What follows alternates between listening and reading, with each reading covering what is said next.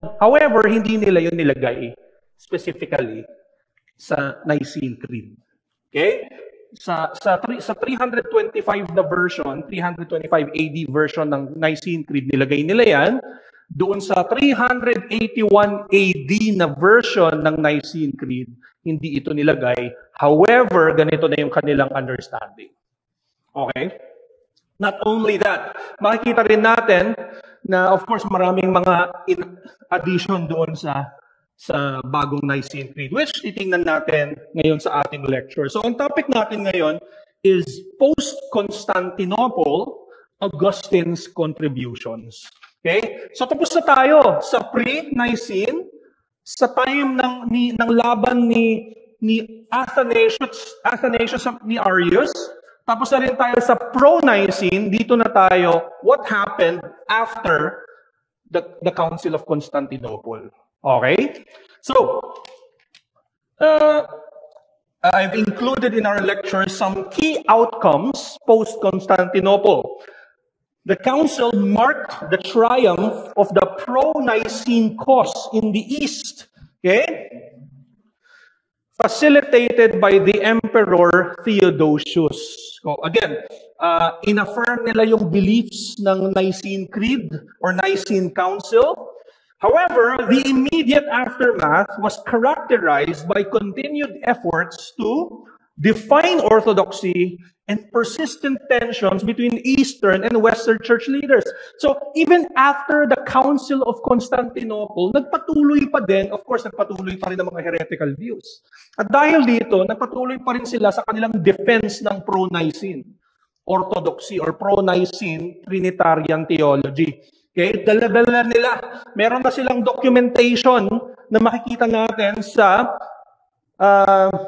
na-revise ng Council of Constantinople. And so, yun ang makikita natin. Naglagay ako ng mga key outcomes after ng Council of Constantinople. Una, nilagay ko dyan, ay, like I said a while ago, nag-develop sila ng kanilang creed.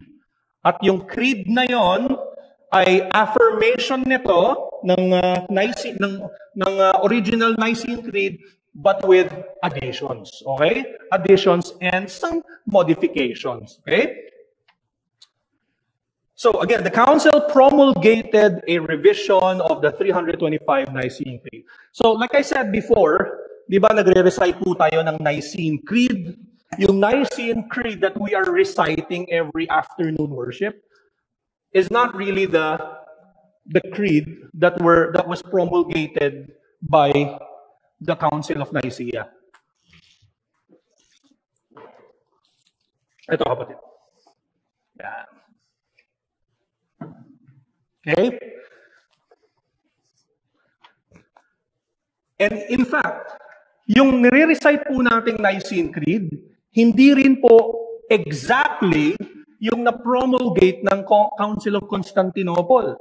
Okay? Ito yung 381 na version. Okay? Kasi, may kulang po yung in-adapt nilang Nicene Creed. Okay? By the way, it's called Nicene Constantinopolitan Creed. Okay? Pero pinaikli na lang into, again, Nicene Creed. But it's the 381 version, pero may addition. Okay? Yung addition will be added in the later years. Okay, ano pa mga key outcome after the Council of Constantinople? Makikita natin na nagkaroon ng imperial definition of orthodoxy. Ibig sabihin, yung emperor during that time, gumawa siya ng decree. Gumawa siya ng decree, gamit-gamit yung Nicene Creed, etong kailangang i-profess ninyo. Ganun yung ginawa ni Theodosius. Isa siyang pro-Nicene emperor. Again, when I say pro-Nicene, ibig sabihin, ang belief niya, again, para lang malinaw. Pag sinabi nating pro-Nicene, ang isang theologian, ibig sabihin,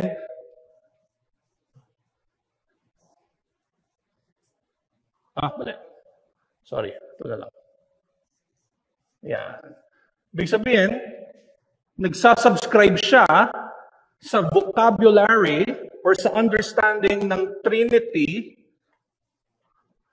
kung ano man yung na-formulate from 325 to 381. Yan ang pro-Nicene. Okay? Dapat pro-Nicene tayo. Kasi tama yung kanilang na tawag dito, na formulate. Although may kulang lang, maliit lang na cross. Okay, mamaya i-explain ko. So pro-Nicene si Theodosius. Theodosius was pro-Nicene.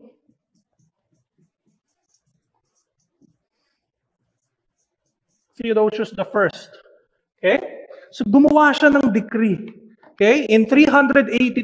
381, yung nagkaroon ng Council of Constantinople, nag-formulate sila, ni-revise nila yung original Nicene Creed, gumawa sila ng mas maayos, and then the year after, Emperor Theodosius made a decree which was called Episcopis Stradae, which defined Christian orthodoxy by specifying a core Trinitarian logic that comes from the pro-Nicene understanding.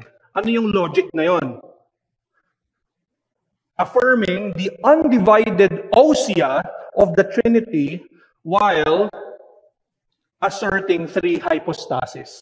Okay? One, undivided ousia, three, hypostasis.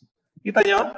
Ibig sabihin, inadapt niya yung language ng Cappadocian Fathers. Kasi ganito na yung language nila sa Constantinople. Okay? Tapos gumawa siya ng decree. At ganun dapat yung pinoprofess ng mga churches sa East. Okay? Ganun yung ginawa ni Theodosius. Now, sabi nga ni Theodosius, as quoted by Louis Ayres in the book Nicaea and its Legacy, sabi ni Theodosius, we command that all churches shall immediately be surrendered to those bishops who confess that the Father, the Son, and the Holy Spirit are of one majesty and power, or the same glory, and of one splendor. Ibig na sabihin nun, one essence. Okay? And then he said, to those bishops who produce no dissonance by unholy distinction, but who affirm the concept of the Trinity by the assertion of three persons and the unity of the divinity. Okay, grabe itong emperor na to, no? Talagang kita natin yung work ng Panginoon as nagde-develop yung Trinitarian vocabulary at pinalaganap ito ni Theodosius sa Eastern Empire. And then the next year, 383, Emperor Theodosius enlisted Eunomians, mga heretical to, Arians, Macedonians, as outside of the bounds of orthodoxy. So mga inanatemize niya itong mga to. Okay? What else do we see after the Council of Constantinople? Nagpapatuloy, ito yung nabanggit ko kanina, nagpapatuloy yung conflict ng East and West. There's ongoing ecclesial, pag sinabi natin ecclesial church, ito, okay, ecclesial conflict. The Council of Constantinople happened in the East, while the council, nagkaroon din ng isang ng council sa West naman. Okay? The Council of Aquileia happened in the same year, 381, in the West, as led by, so merong isang council,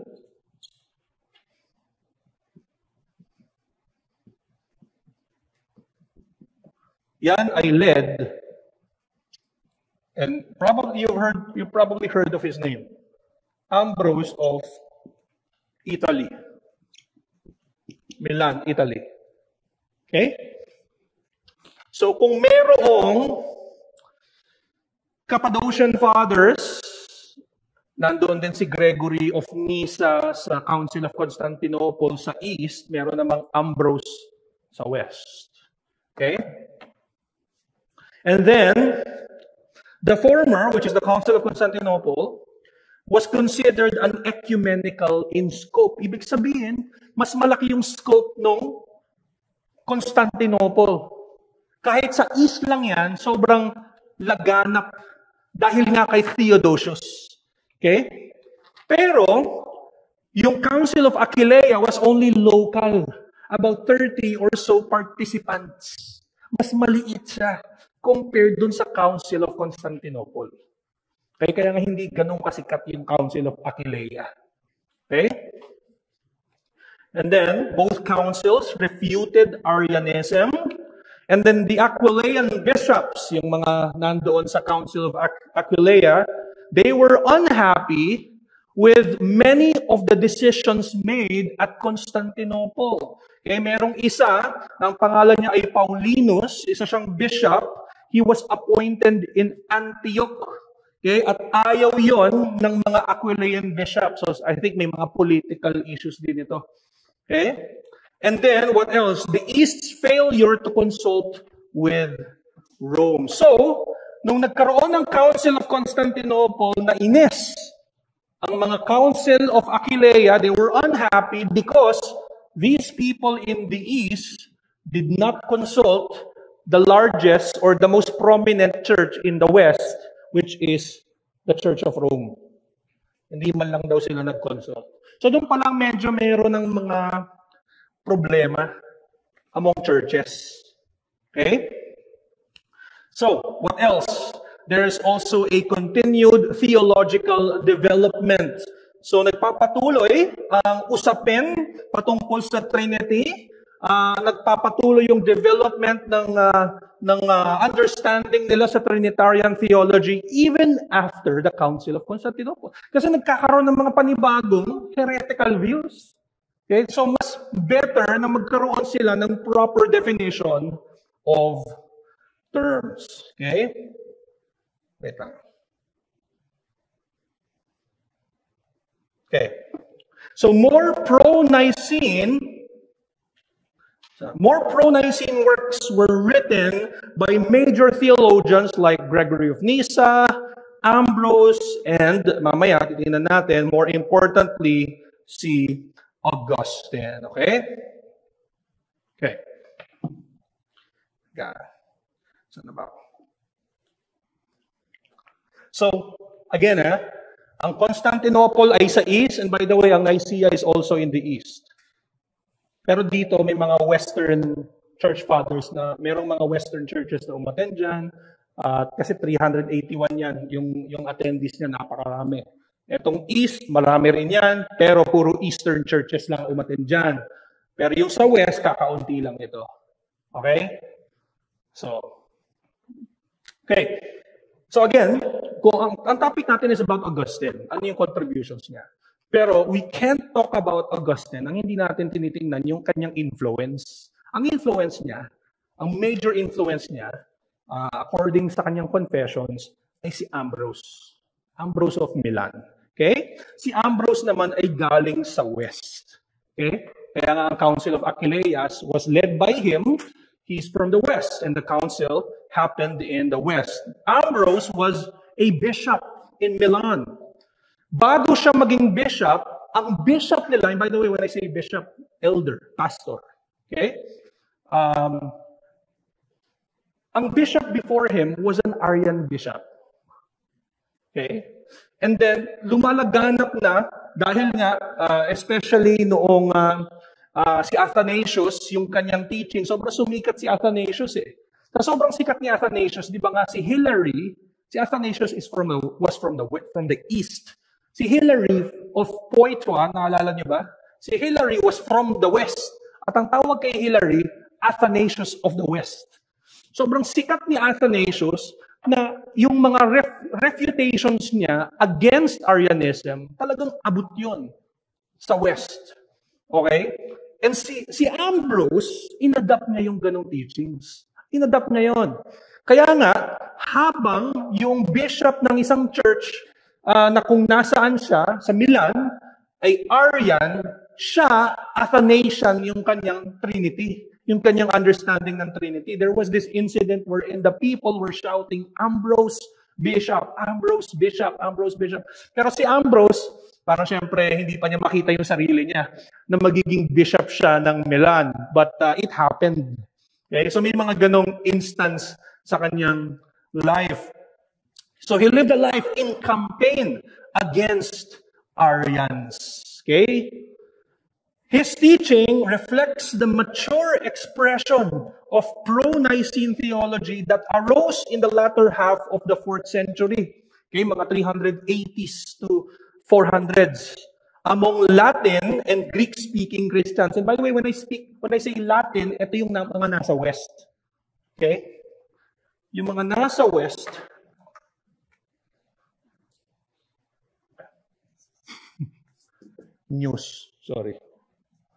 West, sila yung Latin. East, sila yung Greek. Okay? Sila Athanasius, sila Hilary, sila Cappadocian. Yan. Dito sila. Okay. Saan tayo? So, again, naging help si Ambrose even pareho sa West and East. Okay? So, he was a known reliable authority on the Trinity by Reformed confessions, even up to now, and theologians in the modern period. In fact, marami sa mga centuries after, mga theologians, like sila Thomas Aquinas, gusto nila si Ambrose and Augustine.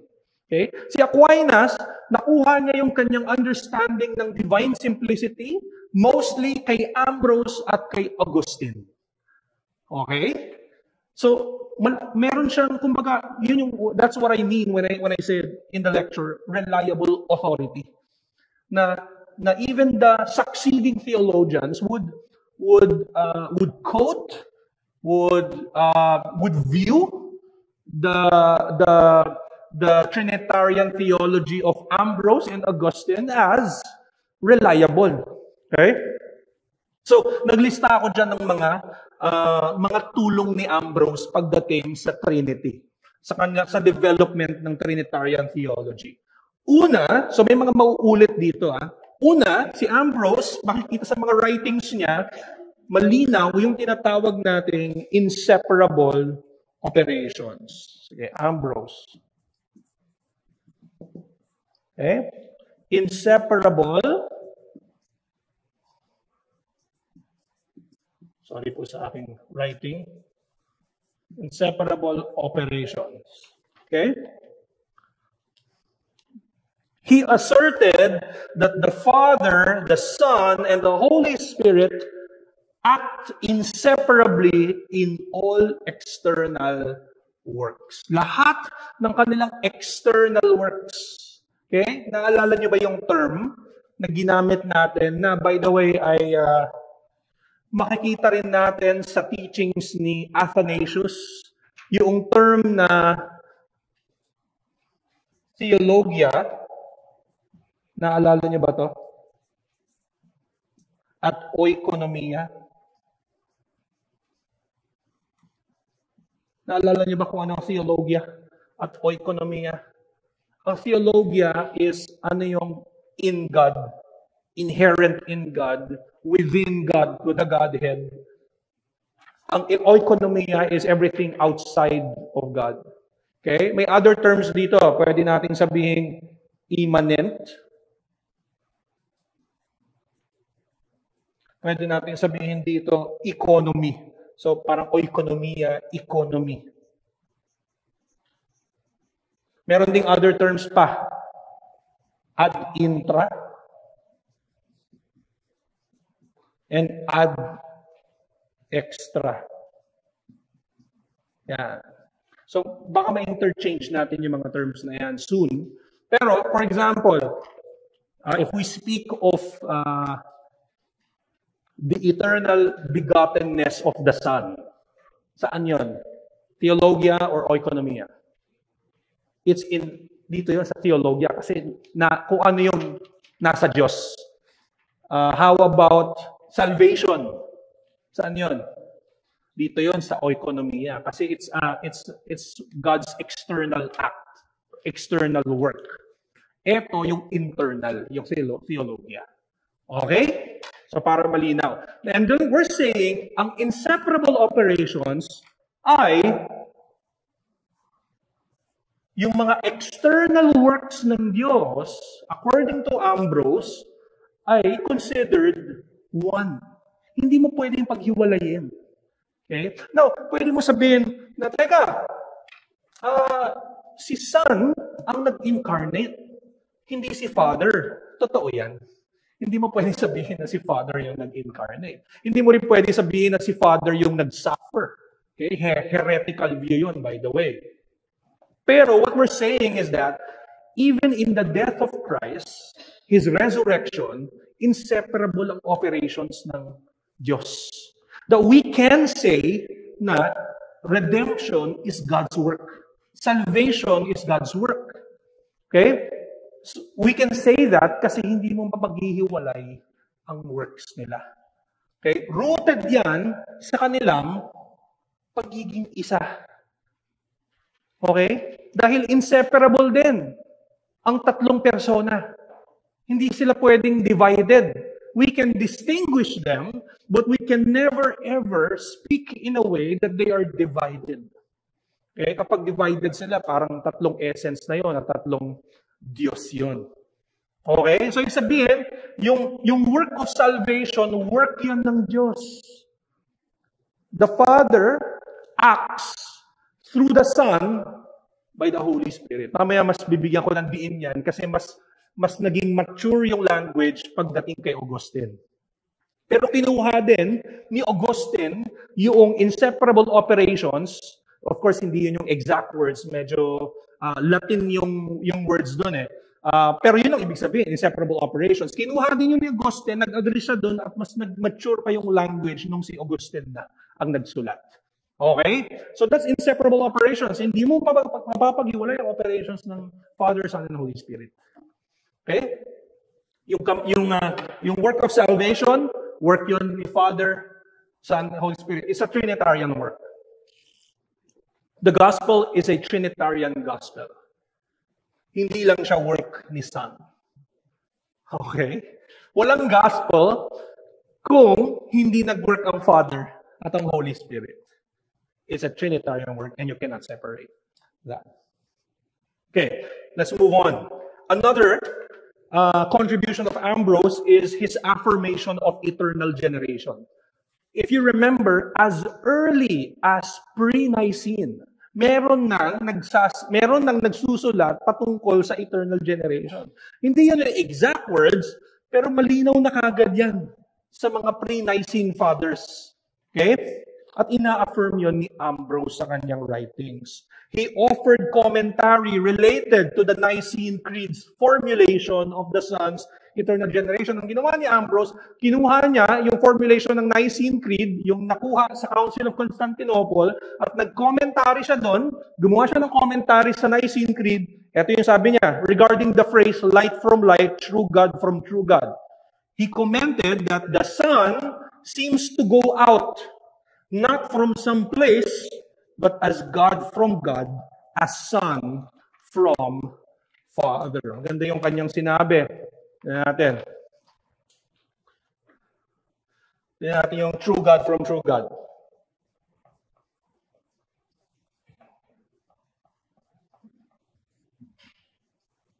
Doon pa lang, sa Nicene Creed na ating nire-recite po natin ang eternal generation. Hindi lang natin sinasabi yung words na eternal at generation na words. Pero by reciting light from light, God from God pa nga, di ba? True God from true God or very God from very God. This is eternal generation. Okay? Kasi yung line na ito, di ba nakalagay siya mismo sa, buti na lang meron ako nito. Panghapon ba to? Morning. Meron ka bang PM dyan? Para mas... Anyway, light from light, God from God. Tignan natin yung Nicene Creed natin. Para lang hindi tayo magkamali.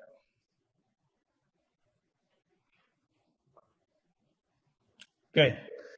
So nakalagay ang true God from true God doon sa second section ng Nicene Creed. Diba? We believe in Jesus Christ. I believe in one Lord Jesus Christ, the only begotten Son of God, begotten, not made. Tama ba? Of the same essence as the Father, through Him all things were made. Saan ba yung copy natin ng Nicene Creed? Ayun, okay. Got it. And in one Lord Jesus Christ, the only Son of God, kasi ang daming translations eh. So ito yung actual ginagamit natin. And in one Lord Jesus Christ, the only Son of God, it's also, para sabihin na bigaten siya, inulit yun, begotten from the Father before all ages. Ayan. Tinan nyo yung pagkakasulat.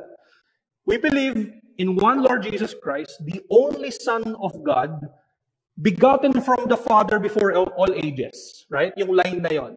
And then yung next lines, dinidescribe yung ibig sabihin ng begotten from the Father before all ages. Hindi siya begotten from the Father in history. Right? We will agree also begotten from the Father in history because it happened, incarnation ang ibig sabihin nun. Pero pag sinabing begotten from the Father before all ages, it speaks of eternity. Right?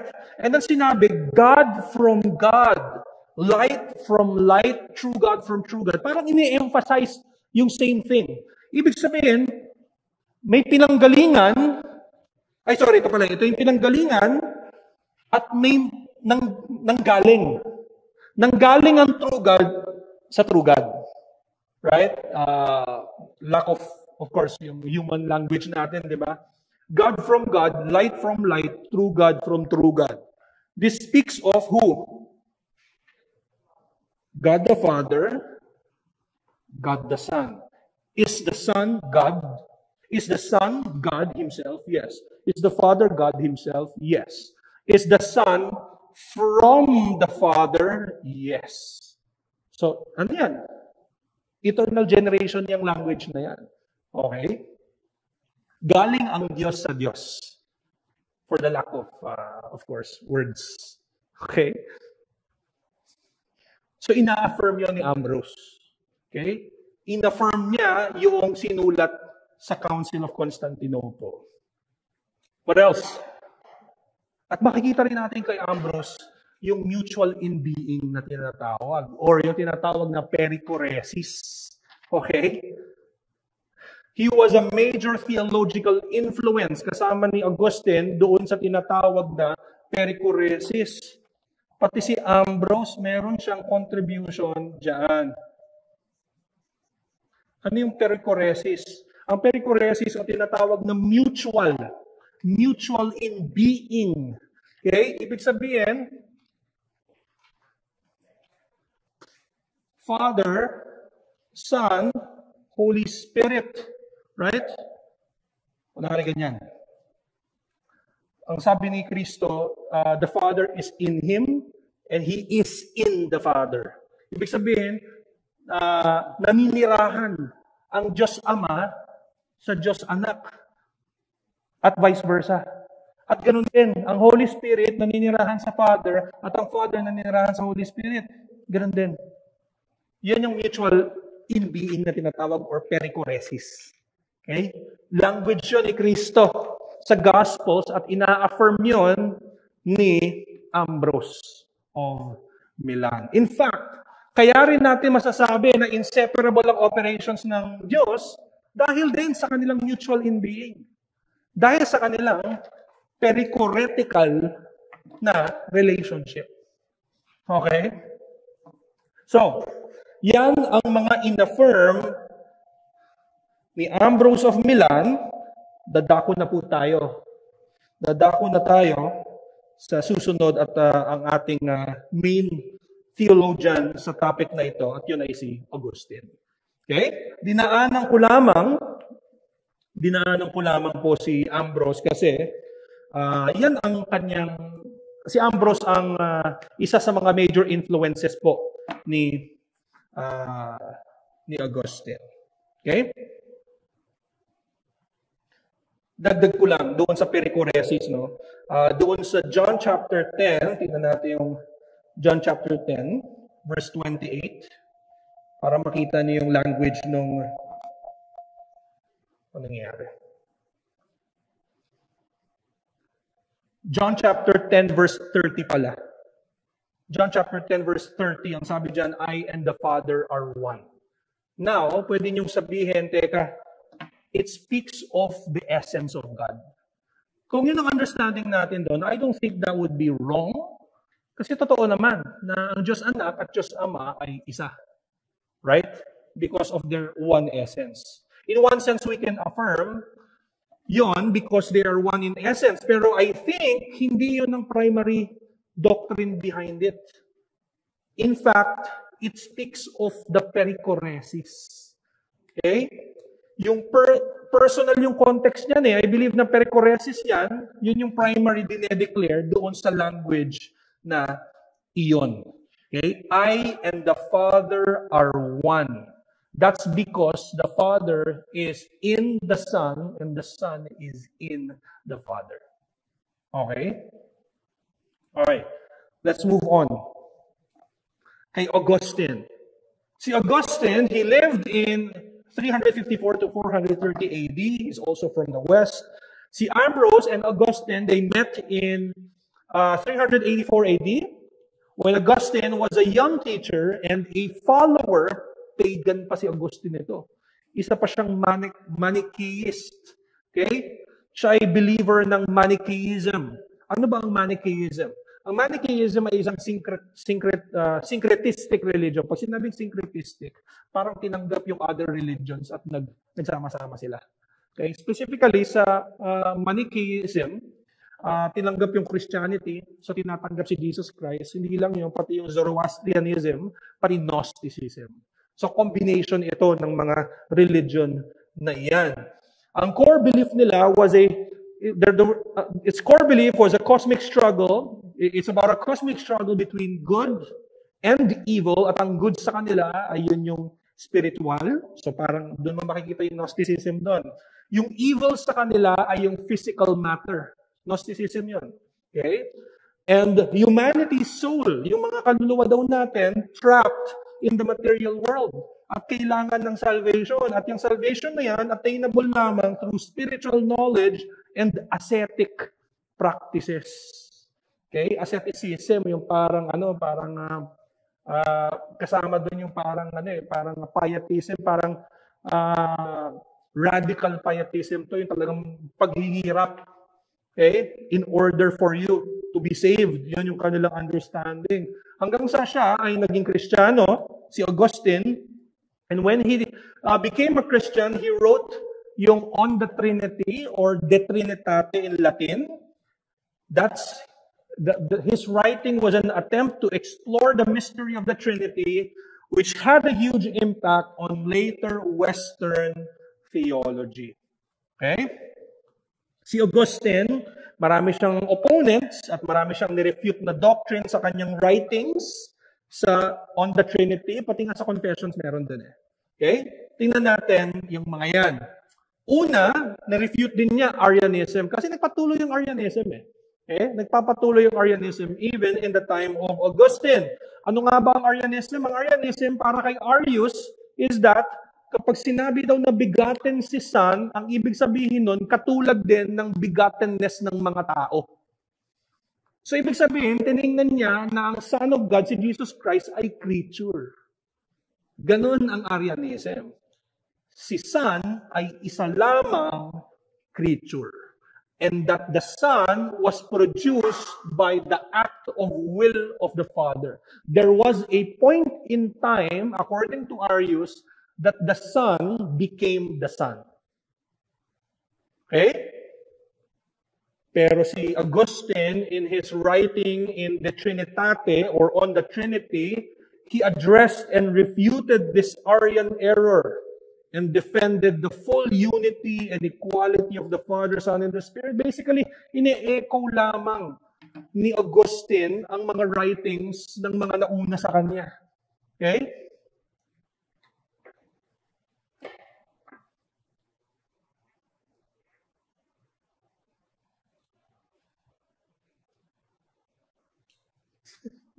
Sabi kasi nila, gusto raw nilang burahin habang nagtuturo ako. Mabubura daw sila sa likod. Para mamaya pwede ko yan, no? Diba? You know what? Nahiya. Okay. So let's look at the other opponents of Augustine. Meron pa yung Latin na Homoians. Okay? Kaya ako nilagay yung Latin dyan kasi meron din sa East. Okay? May mga kinalaban sila sa East doon, sila Athanasius na Homoians noon, di ba? Pag-aralan natin yung Homoians, ang Homoians were strict subordinationists. Ang ginawa nila, nireject nila ang language na substance. Ayaw nila nun. Okay? Para sa kanila, yung sinasabi sa text na what the Father does, the Son also does, ang ibig nila sabihin doon, hindi nila ibig sabihin na kasi isang essence silang ang Father and Son. No, ang Homoians would say, no, kaya ginagawa rin ng Son ang ginagawa ni Father kasi same sila only in power and glory, but not in essence. Which implies na hindi sila pareho ng essence. Ganun ang Homoians. Okay? Ang Homoians ay branch ng Arianism. Just like Homoousians, branch din sila ng Arianism. Okay? Isa yan sa mga nirefute ni Augustine. Mga strict subordinationists, itong mga Homoians na to, they believe that the sending of the Son reveals the Son's, ito pa isa nilang belief, they believe that the sending of the Son reveals the Son's inferiority to the Father. The fact daw na si Son ay sent only by the Father, then ibig sabihin, inferior si Son. Superior yung nag-send. Okay? So parang hinihiwalay talaga nila ang essence ng Son at ng Father. Kahit na hindi nila sinasabi na hindi nila ginagamit yung term na essence. Naalala nyo, ang mga Homoians, sumulat sila ng manifesto. At hindi nila sinasabi na ang Father ang Son ay may like or similar substance with the Father. Hindi nila inilagay sa manifesto nila. Pero sa kanilang belief, it's as if they're saying na hindi one essence ng Father and Son. The fact na inferior yung sinend. Okay? So, for the Homoians, si Father, sinend niya si Son, para sa kanila, superior ito. At si Son, inferior. Mas mababa. Kaya nga sila subordinationist. Okay?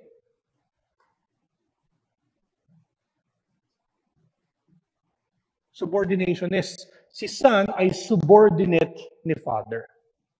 Okay? Nirefute yan, of course, ni Augustine.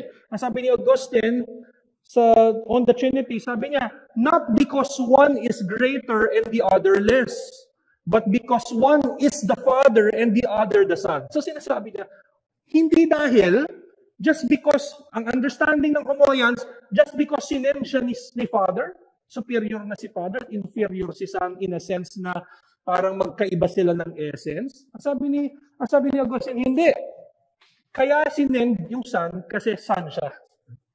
Kaya nag-send si Father ng Son kasi Father siya. Ganun lang yung simple rebuttal ni Augustine. Okay? Which ini-echo natin hanggang ngayon, di ba? The Son is the Son not because He's subordinate to the Father. The Son is the Son because He's the Son of the Father. The Father is the Father because He's the Father of the Son. And there was not a time when the Son was not the Son. If there was a time that the Son was not the Son, then there was also a time when the Father was not the Father. Okay? So, again, sabi ni Augustine, not because one is greater and the other less, but because one is the Father and the other the Son. One is the begetter, sabi ni Augustine, begetter, and it's as simple as saying that the Father is the begetter and the Son is the begotten. Pag sinabi mo inferior at superior, mahuhulog siya sa subordinationism. Okay? The first is the one from whom the sent one is. The other is the one who is from the sender or sender sent. Okay? What else hindi na ito specifically about Trinity. Actually, marami pong kinalaban si Augustine. Hindi ko na nilagay dito like yung sa Donatism kasi ang focus ko lang yung Trinity. Okay? Pero nilagay ko na rin yung Manichaeism kasi doon siya galing eh. Doon siya galing na religion. Kinalaban din niya yan sa kanyang sulat na Confessions. He mentioned that, eto maganda, natutunan niya sa books ng mga Platonists. Si Plato ay isang philosopher. Okay? Natutunan niya, kasi ang Manichaeism, medyo, more on the, so he mentioned that books from Platonists help him break from having a material conception of God, that God is real without being material. Okay? So nagkaroon siya ng natulungan siya na ang Diyos ay spirit, hindi necessarily material. Okay? So nirefute niya yon sa Confessions. Hindi lang yan, meron pang isa, si Nebridius. Si Nebridius, ito Trinitarian kasi to, ang error na to, he believed that if the Son suffers, the Father and Spirit must suffer as well. Okay? Hindi po pwede yun. Nag-suffer si Son. Okay? Si Father, hindi siya nag-suffer. In fact, may tawag na heresy dyan. Si Nebridius, coming siya sa understanding na parang modalism. Or, other terms, Sabellianism. Kung saan, naalala niyo ba itong heretical view na ito? They believe na ang Diyos ay isang solitary person. Si Father siya at nagiging Son at nagiging Holy Spirit. Right? Coming siya doon. And so kung si Son nagsasuffer, eto din nagsuffer. Tsaka ito. Right? Now, meron pang isang Trinitarian heresy coming from that. At yun ang tinatawag na Patri or Father Passianism. Suffering. Patripassianism. Na kung saan si Father nag-suffer. Okay? Pero ang suffering ay unique sa God-man. Okay? Klaro? Okay. Nirefute din niya ni Augustine sa kanyang writings. Now, let's look at his main contributions. Okay? Si Augustine, he shaped the Western or Latin tradition of Trinitarian theology, articulating a sophisticated pro-Nicene framework that emphasized unity, distinction through relation, and inseparable operations. Ito na. So maganda yung part na ito kasi makikita natin yung mga contributions ni Augustine na kung saan ay hanggang ngayon ay language natin. Okay?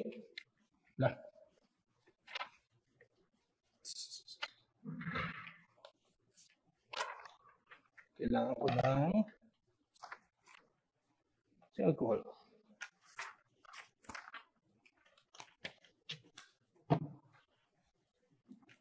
Pwede ba makatulong dyan? Siguro sa likod na lang. Okay, tapos para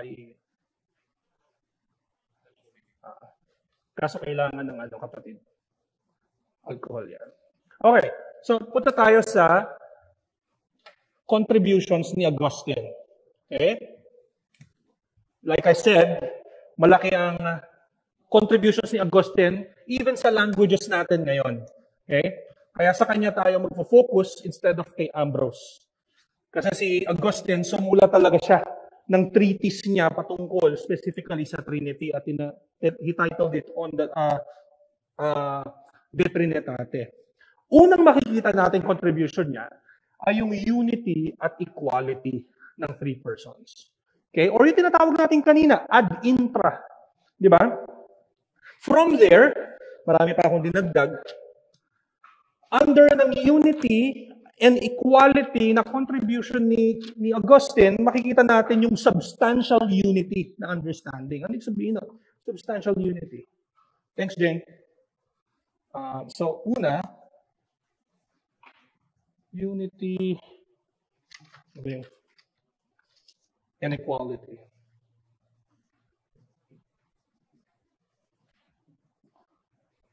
Kita natin yung substantial unity.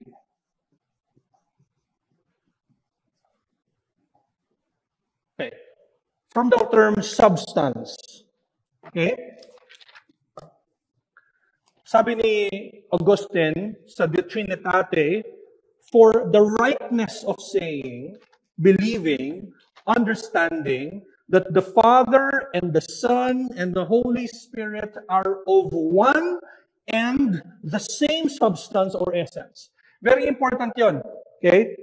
He affirmed what we call homoousios. Di mo ba? Ay, sorry. Yan. Homo, hindi homoy. Kasi ang homoy, remember, means similar. Substance. Ang homo means of one substance or same substance. Magkaiba yun eh. Di ba? So sinasabi ni Augustine, just like ini-echo niya si Ambrose at si Athanasius, si Father, si Son, si Holy Spirit ay iisa. Hindi sila, katulad ng sinasabi ng homoy, parang ganito. Parang sinasabi ng homoy, si Son may kapareho lamang ang essence. No. Substantial unity. Iisa. Ang Ama, Anak, at Banal na Espiritu. Okay? Hindi lang yon na makikita natin sa kanyang contribution sa unity and equality ng Trinity. But also yung tinatawag nating divine simplicity.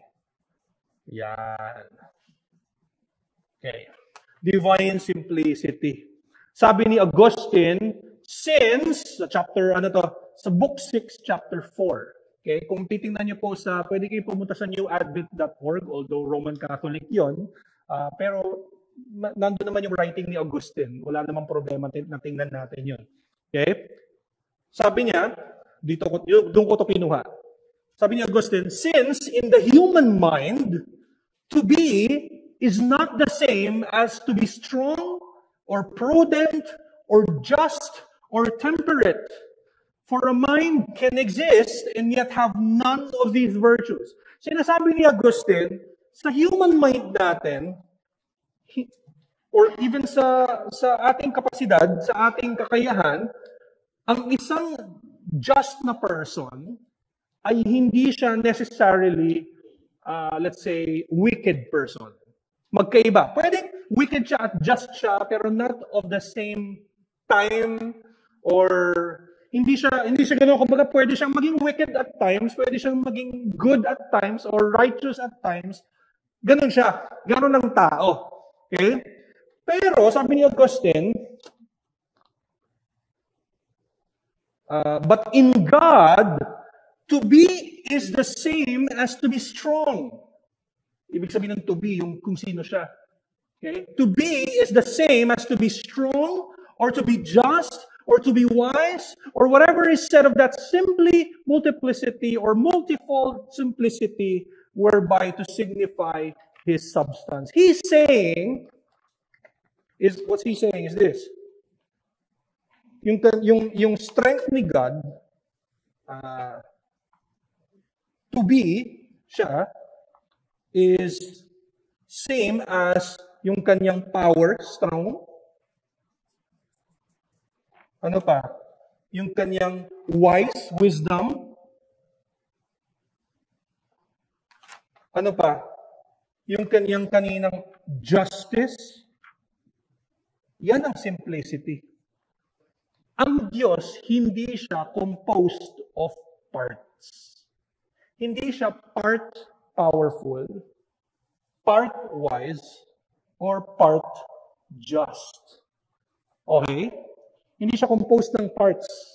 Siya mismo ay power.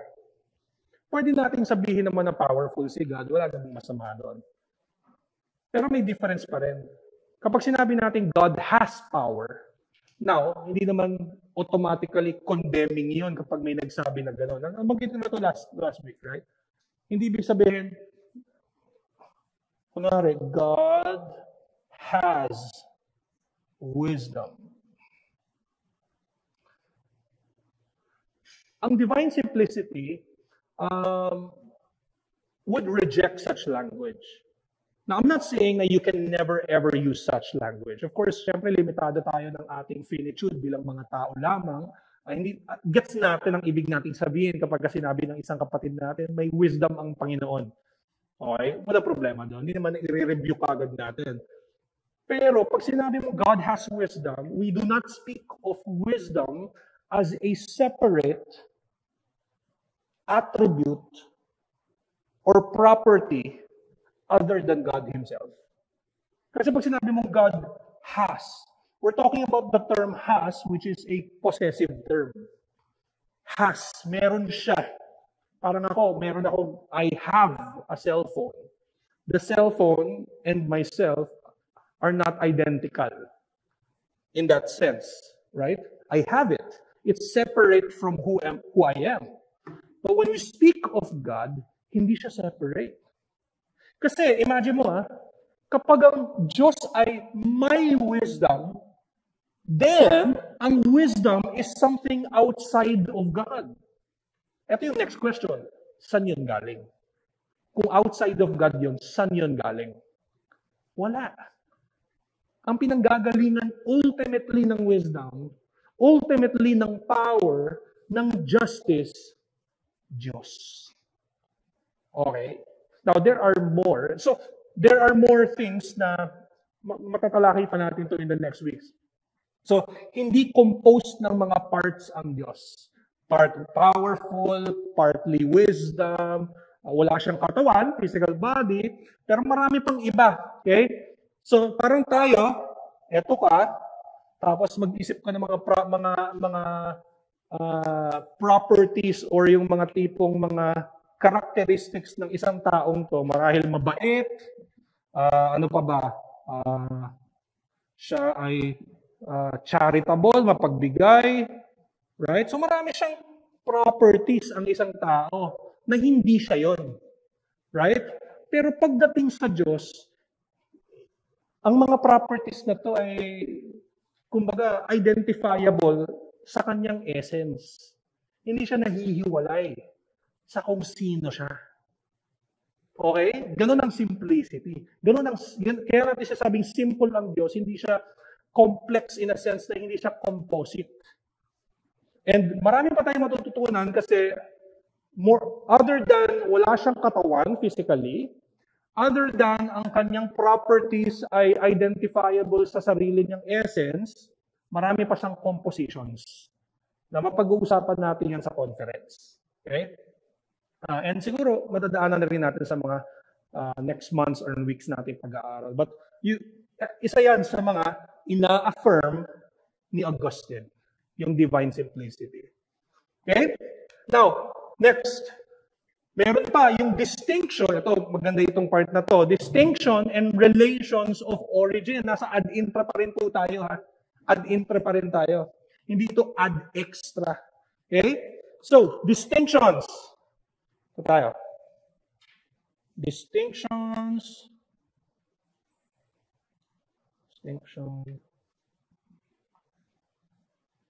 And relations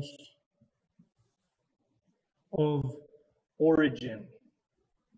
Okay. Now, una, yung basis niyan.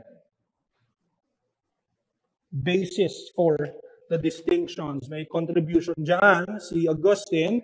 He grounded the real distinctions among the divine persons in eternal relations of origin. What he meant is that in order for you to distinguish the Father from the Son and from the Holy Spirit, you need to identify them in this way. The Father is unbegotten. The Son is begotten. The Spirit is spirated or breathed out or sent or proceeded. Okay? So, yan daw ang tamang distinction. Okay? According to Augustine. And then he also affirmed yung eternal generation of the Son.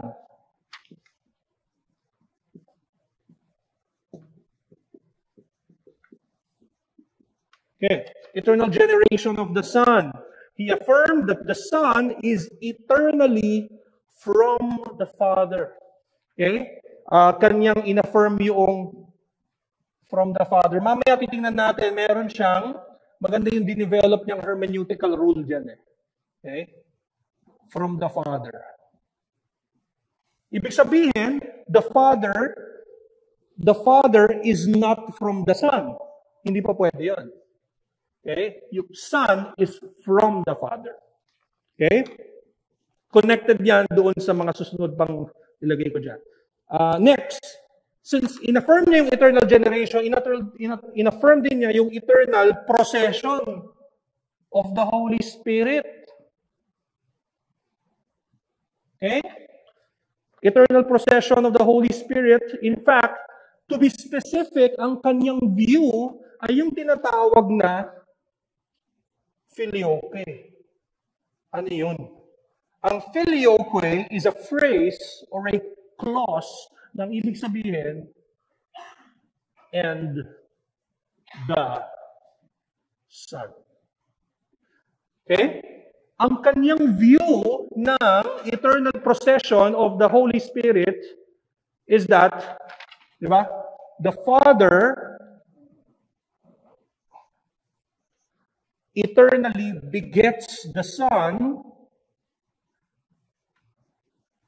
By the way, eternal po yan, ha? So it's not within time, ha? Yung aking arrow, hindi ibig sabihin na merong specific time na biglang lumabas si Son from the Father, okay? And then si Spirit sent by the Son or proceeded, right? The Father begets the Son, spirates the Spirit, or sent, or proceeds. In fact, this also is a proceed. The Son proceeds. Okay? Malinaw? The Son proceeds from the Father, the Spirit proceeds. However, wala namang problem to use the Son proceeds from the Father, basta hindi mo lang mai-interchange yan. Kasi ito, hindi to second Son, ang Spirit. Okay, anyway, so, ito ang inaffirm ng Nicene Constantinopolitan Creed. Okay? Sa Council of Constantinople, yung creed na ginawa nila, inaffirm nila yan. However, si Augustine, ang sabi niya, inaffirm din na yan kasi kulang. Para kay Augustine, the Spirit also, actually, galing din siya sa Father. Ito, mali ako. Sorry, let me correct myself. The Council of Constantinople affirmed this, the Father comes from the Spirit. Ito po yung para kay Augustine is kailangan maidagdag. Okay? Let me just correct myself. So the Council of Constantinople affirmed that the Father begets the Son and the Spirit eternally proceeds from the Father. Okay?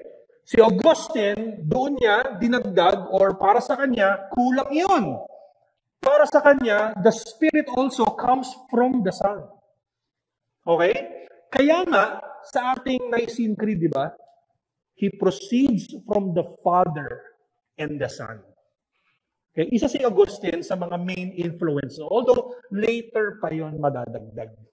Okay? Pero yung theological formula, meron nang nabubuo yun kay Augustine pa lang. After ng Constantinople. Kasi sa Constantinople, ito lang in-affirm nila eh. Ito lang eh. Tsaka ito.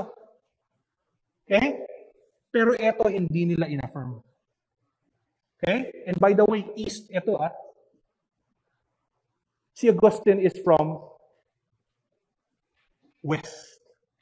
Na later, sa year 1054, doon magkakaroon ng division ang East at West.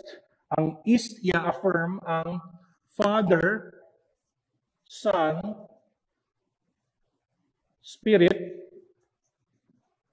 Ang West, i-affirm ang Father, Son. Nakita niya? Yan. Okay? Doon sila magdi-divide. Ito yung filioque. And the Son. The Spirit proceeds from the Father, echoing the Council of Constantinople. Pero sabi ni Augustine, no? And the Son. Okay? Ano yan? Sorry.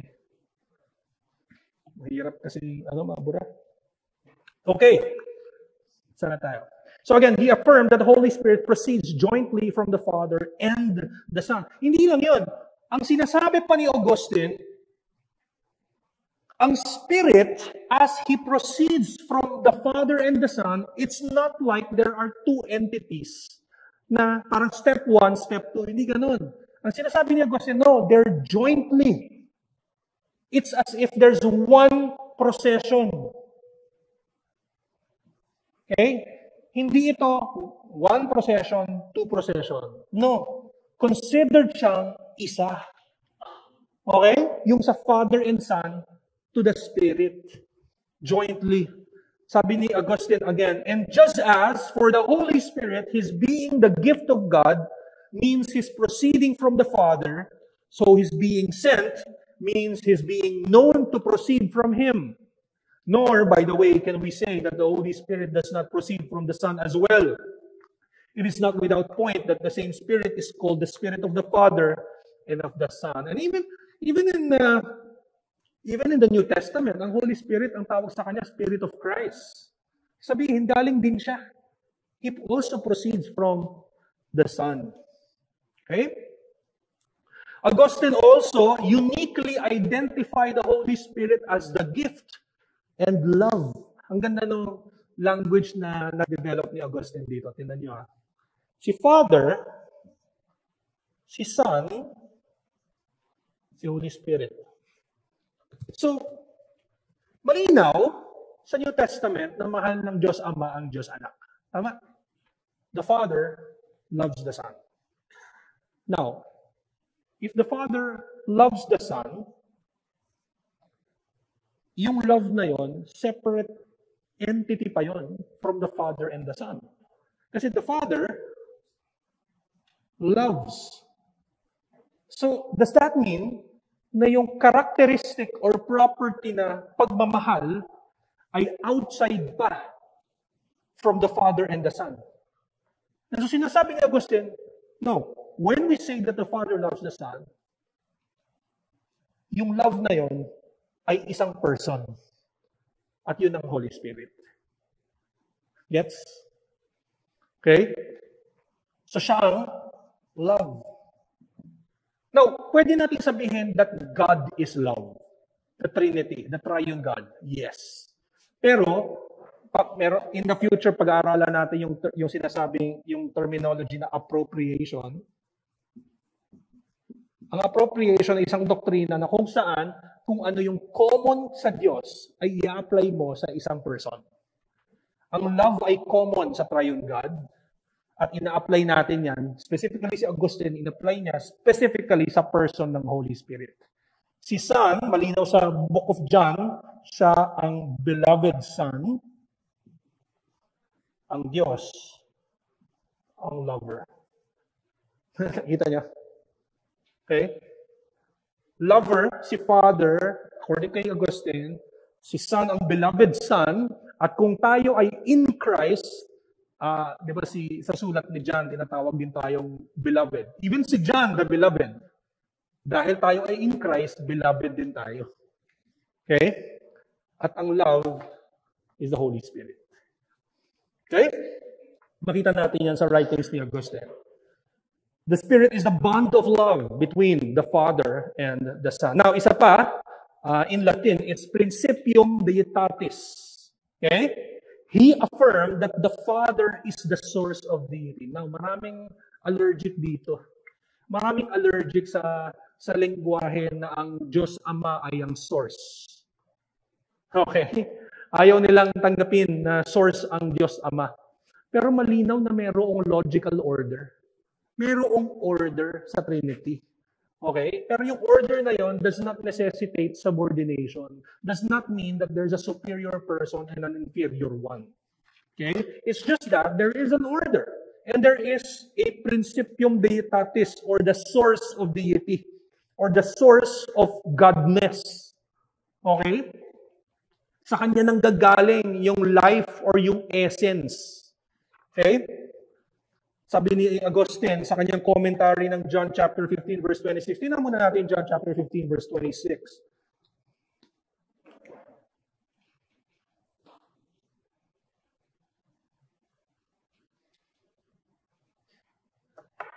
Sabi ni Christ, but when the Helper comes, yung Helper dyan si Holy Spirit, whom I will send to you. Okay, tingnan natin yung language dyan, ha. Sabi ni Christ, the Helper, at yung Helper is none other than the Holy Spirit, as we know. Okay? When the Helper comes, whom I will send to you. The Son, si Christ, will send the Helper. Right? From the Father. Di ba?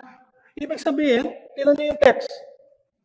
Sabi sa John chapter 15 verse 26, when the Helper comes, the Holy Spirit, it speaks of, by the way, it speaks of the coming Acts chapter 2. Right? Darating si Holy Spirit. Darating si Holy Spirit at ang magsasend nun ay si Son. Pero si Spirit din ay galing din sa Ama. Nakita niyo yung lengguwahe, nakita niyo yung eternal relations nila? Okay. And then sabi rito, the Spirit of truth, who proceeds from the Father. Yung first, sinabi, I will send to you from the Father. It speaks of what happens in history. The Spirit will be sent by both the Son and the Father. Pero hindi lang yun. Yung next na phrase, sinabi ni John, or ni Christ, yung relationship eternally ng Diyos Ama at ng banal na Spirito. Sabi niya, si Holy Spirit proceeds from the Father. Okay? So, it was in history, sinend ni Son si Holy Spirit. Kausap ni Kristo yung mga disipulo, mga alagad niya, disciples niya. Sabi niya, pagdating ng Holy Spirit, dadating siya dito, sa lupa. Okay? Dadating siya. At ako ang magpapadala sa kanya at siya'y manggagaling sa Diyos Ama. History. Then yung next, ang sabi ni Kristo, who proceeds from the Father. Si Helper na in eternity, actually siya ay proceeding from the Father. Gets? Okay. And then he says, he will bear witness about me. Okay? Ang ganda nun, no? Nakikita natin, yun sa history, pagdating ni Helper, ang kanyang ite-testify din ay yung Son. Yung nagpadala sa kanya. At si Son, di ba sabi ni Son, yung works niya ay works din ni Father. Di ba? At sabi ni Son, hindi mo kilala ang Father kung hindi mo siya kilala. Di ba? Yung mga language nila. Okay? Now, may commentary si Augustine dyan. Ang sabi ni Augustine, Christ indicated that the source or principium of all Godhead, or divinitatis, or if you prefer it, of all deity, is the Father. So the Spirit who proceeds from the Father and the Son is traced back, okay, or on both counts, to Him of whom the Son is born. Matitrace natin sa nanggaling si Holy Spirit and ultimately sa pinaka-origin. Kaya nga eternal relations of origin. At yun ay ang Father. Principium Deitatis. Okay? This was helpful for Augustine to clarify that the negative term of, and by the way, wala pa pala tayo, sorry. Inasibility, yun yung next. Inasibility, connected yun doon. Ang ibig sabihin ng inasibility is unbegottenness. Okay? Ginamit niya yung mga language na yan. Kung si Father ang source, then definitely siya ay unbegotten. Si Son ay begotten, may pinanggalingan siya. Si Father, wala. Now, kung titingnan niyo yung confession of faith natin, sa chapter 2, sabi doon, the Father is of none. Ibig sabihin, wala siyang pinanggalingan. Okay? Yun yung term na inasibility. It is a negative term. Negative ng term na begottenness. Ang negative term ng begottenness is unbegottenness. Okay? Naging helpful yun kay Augustine para sabihin na hindi sila separate substance. Sila iisang substance lamang. May distinction sila in persons. Okay? Yun yung inasibility. Now, last part. Yung inseparable operations, nabanggit na natin yan. In-echo din yun ni Augustine. Inseparable operations and missions. Nasa ad extra na tayo. Okay? So, in-echo niya, he emphasized that the Father, Son, and Holy Spirit participate in every external act of God. Same with Ambrose. And then, he also, yung theology na taxis, ang taxis, hindi po yan yung sasakyan. Yan ay, pwede ba itong map? Taxis means order. Okay? Taxis means order. So, merong order. Okay? Order of operation or taxis of operation. Galing din kay Augustine. His mature account defined the agency of the divine persons as acting inseparably through this intratrinitarian taxis or order.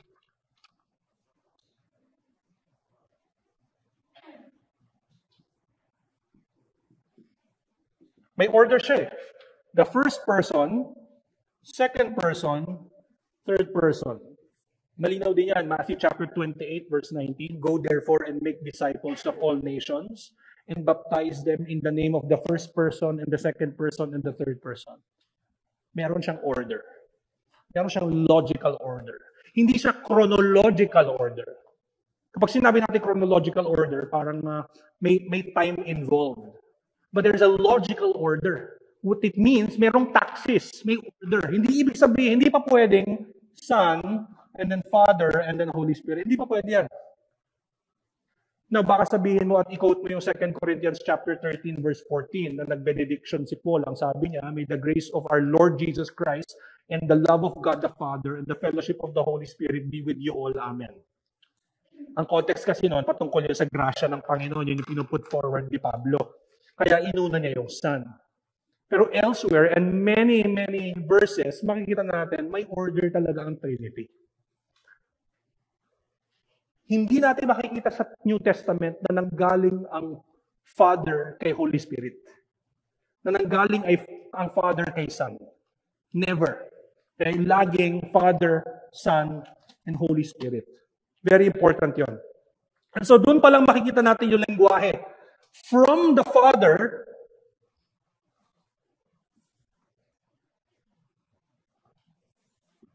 through the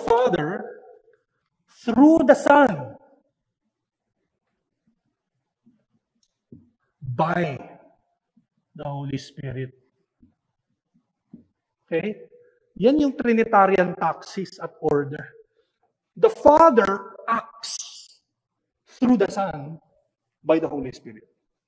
The Son acts from the Father by the Holy Spirit. The Holy Spirit acts from the Father and the Son. Okay?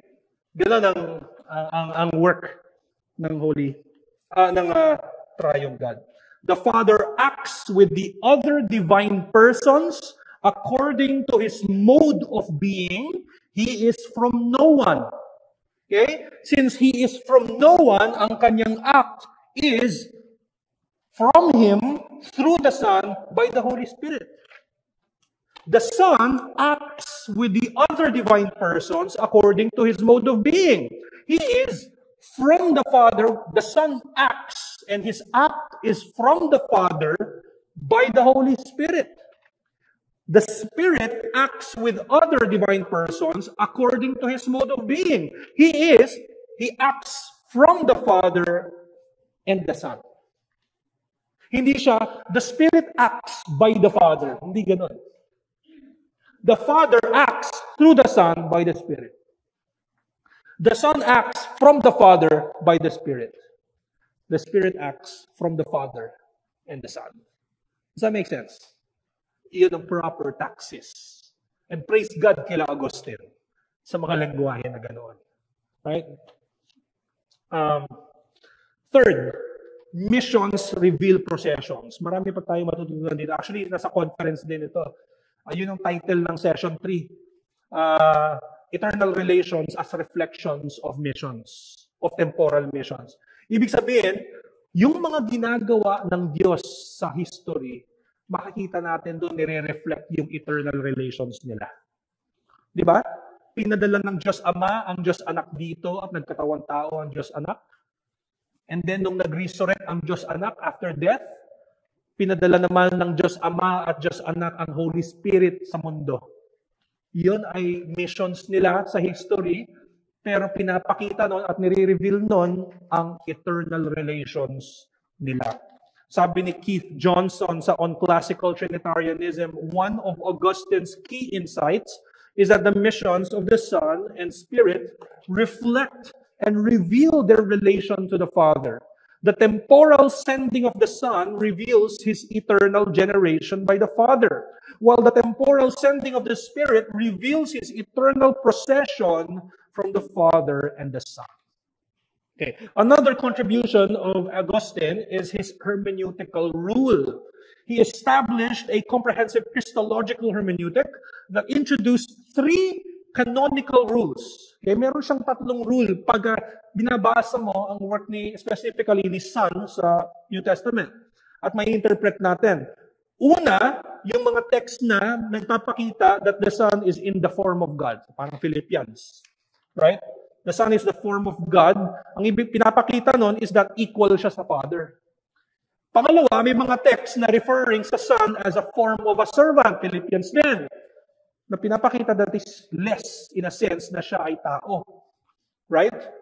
Due to His incarnation. So God-man. Meron din namang from another na rule si Augustine. Yung from another rule na yon, ang ibig sabihin, so again, form of God, form of a servant, from another. This speaks of Christ's deity, Christ's humanity, but He doesn't mean na kailangan mong ipaghiwalay ang humanity at divinity ni Jesus Christ. Ibig sabihin, sa ating pananaw, sa ating konsepto, whenever we read, mas emphasized yung humanity dito sa phrase na to, mas emphasize ang divinity doon sa phrase na yon.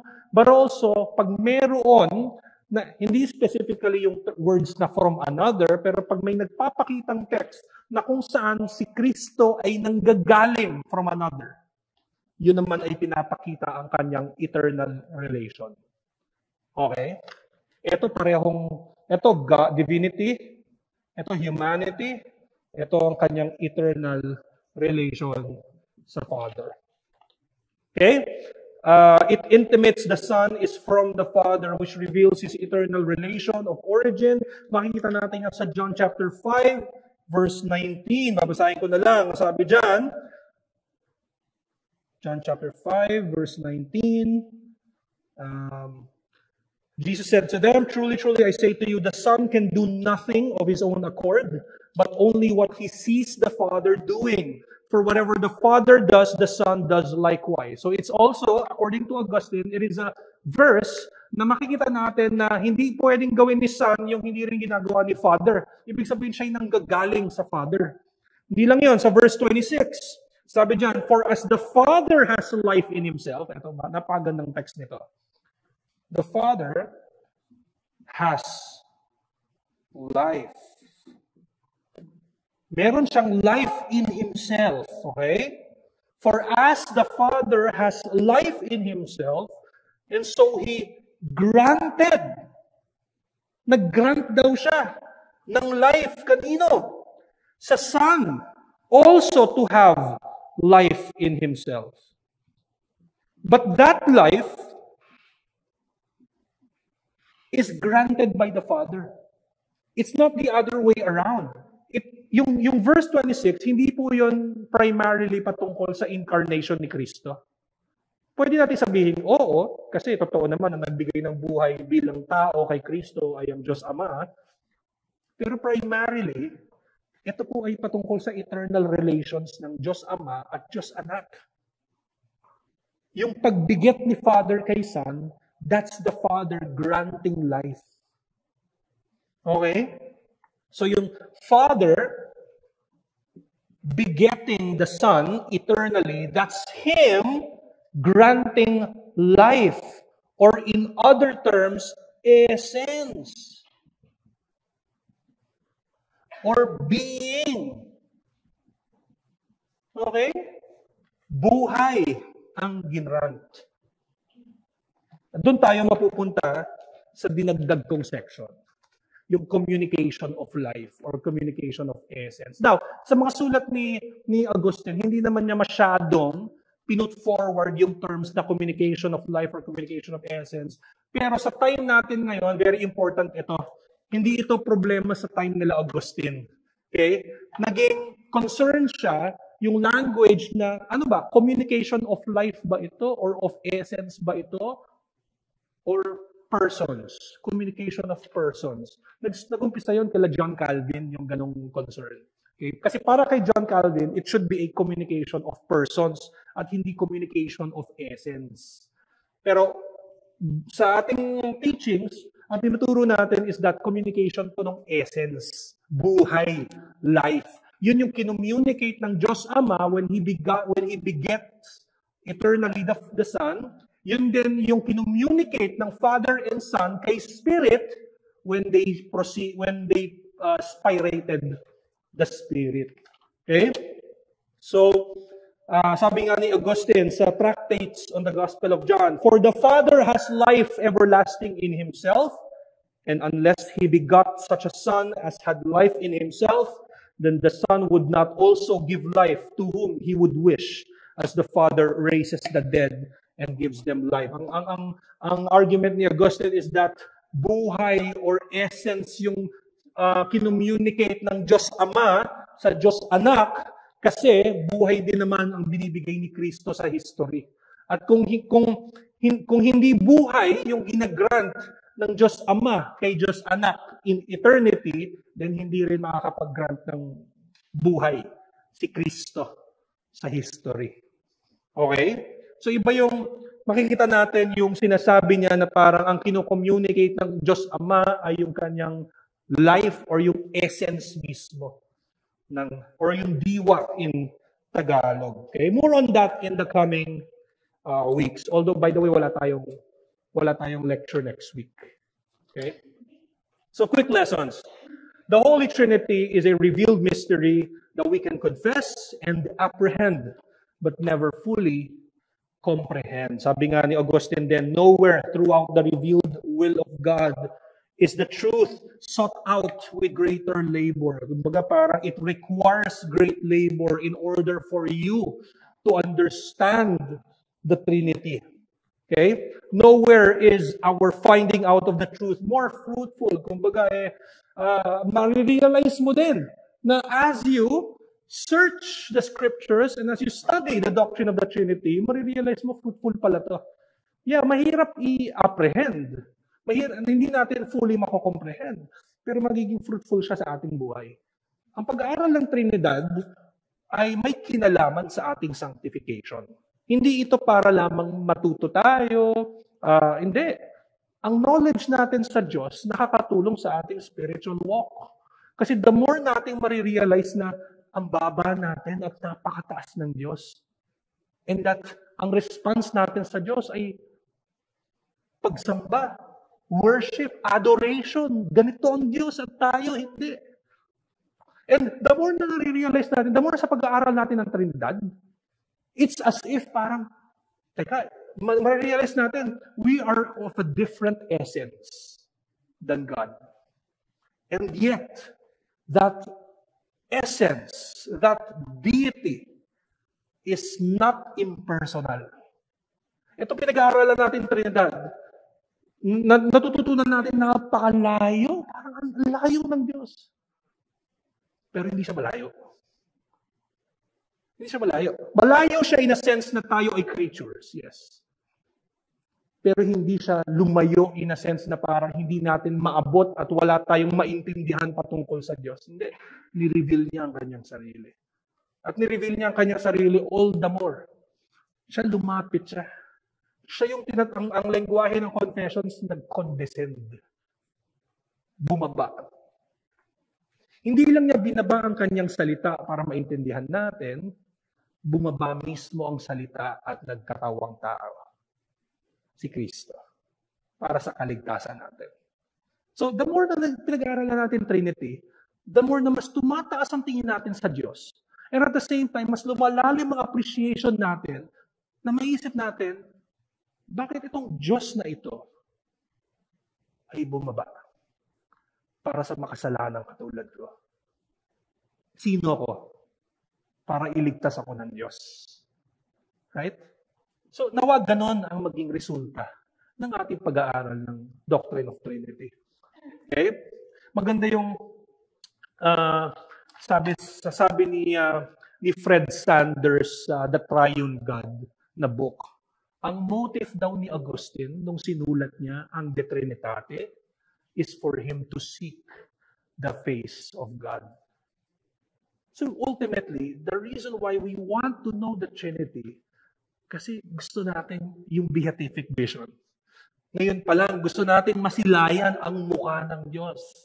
The more we learn about God, the more natin makikita ang kanyang mukha in a sense. Right? Sabi nga ni Moses, di ba, sa Exodus, gusto niyang makita ang mukha ng Diyos.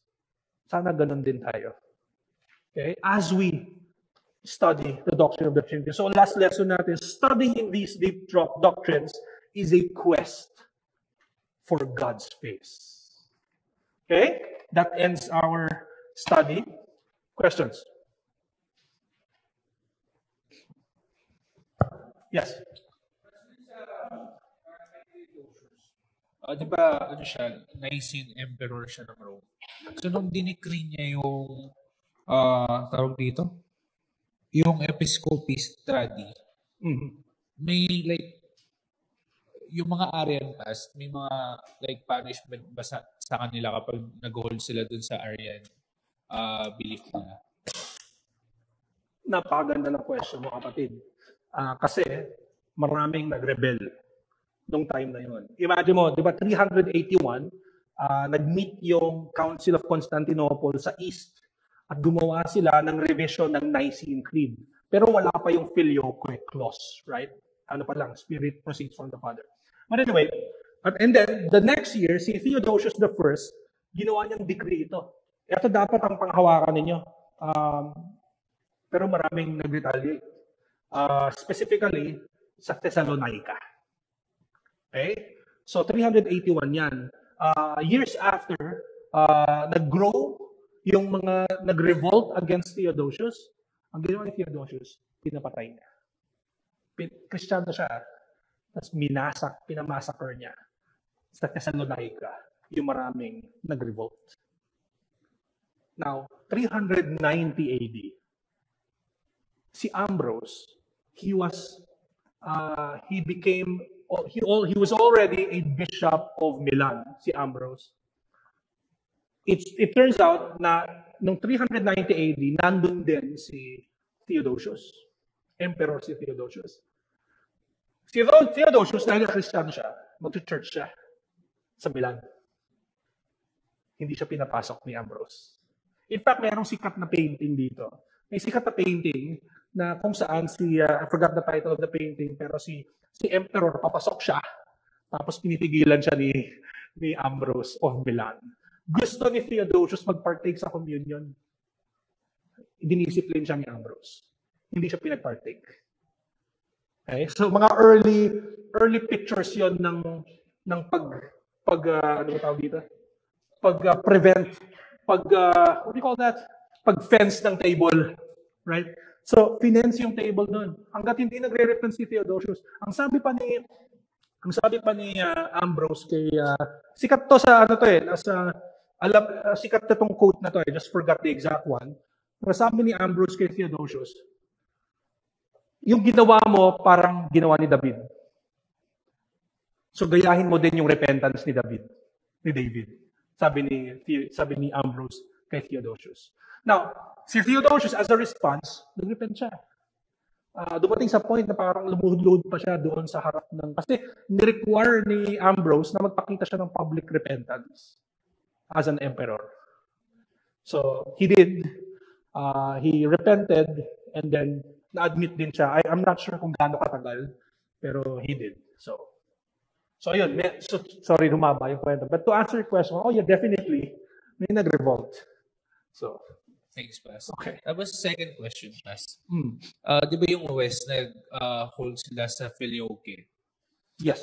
Tapos yung... Lalo na in the future. Yes. And yung East Pas, di ba yung ginawa mong diagram na Holy Spirit and Son? May like bad implication ba kapag may bad implication ba Pas kapag nag-hold ka dun sa view na yun? Mapag-aaralan pa natin yan. Meron tayong lecture patungkol sa Filioque clause in the future. Pero yes, kasi hindi yun nagpapakita ng complete picture ng eternal relations ng Trinity. Kumbaga, may kulang talaga doon. Merong isa, I would say. Kasi ang work ng Trinity, maganda yung sinabi ni Agustin yung work ng Trinity sa history, matitrace mo.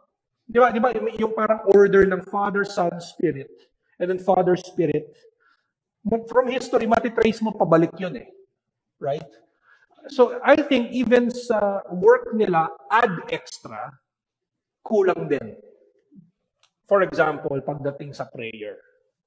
Sa prayer, when you pray, you are empowered, enabled by the Spirit, and then your prayers do not directly go to the Father yet, in a sense, kasi it goes through the Son, purified by the Son, mediated by the Son, and that's why the Father, the origin or the principium, is able to receive it. But there's also a sense wherein the Spirit, in Romans chapter 8, verse 26, it says that who has groaning too deep for words. Kumbaga parang merong mga salita tayo, dahil sa ating kahinaan, meron tayong mga gustong idaing sa Diyos na hindi natin magawa. Pero ang banal na Espiritu mismo ang nagdadala doon, diretso sa Ama. At ang sabi doon sa Romans 8:26, He who knows the mind of the Spirit, it speaks of the Father, the mind of the Spirit. So, sabihin, it's as if parang meron ding, it's as if there is a,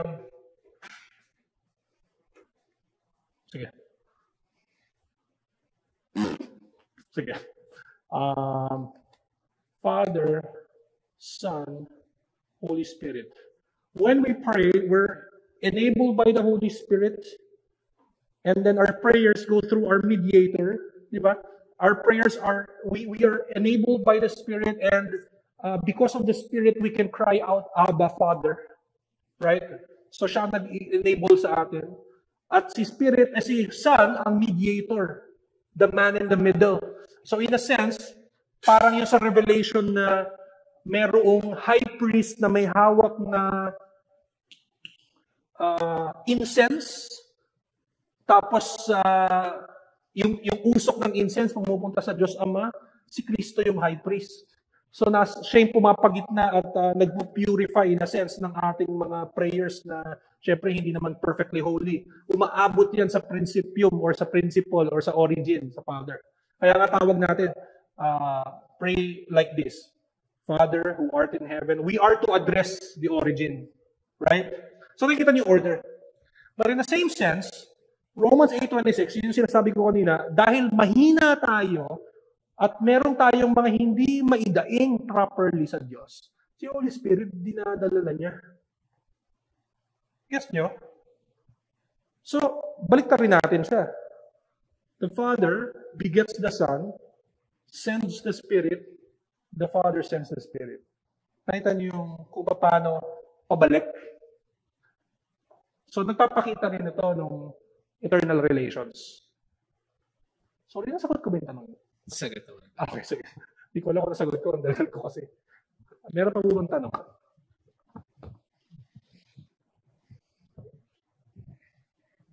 Tanong pa.